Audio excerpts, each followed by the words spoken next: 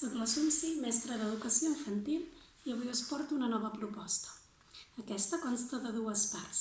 Per fer la primera part necessiteu fulls per escriure l'abecedari, totes les lletres de la A a la Z, i quan les tingueu escrites heu d'anar per casa i buscar objectes que comencin per aquesta lletra. Per exemple, en la A jo hi he trobat un anell. En la lletra P hi he trobat una poma. I així anem fent per totes les lletres. Us ensenyo una mica els objectes que jo hi he trobat. Per exemple, a la I no hi trobava res i pensava dibuixar un indi, però al final he trobat aquest objecte que sembla una illa i he deixat això.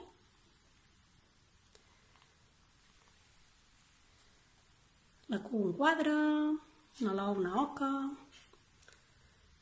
en la B doble tampoc hi trobava res i amb plastilina hi he fet un vàter. I en la Y hi volia dibuixar els edificis de Nova York. Un cop tingueu tots els objectes de les lletres de l'abecedari, ja podeu fer la segona part d'aquesta proposta, que és escriure paraules amb aquests objectes i els de casa les han de llegir. Per exemple, jo si us ensenyo la poma i l'anell, què hi diu?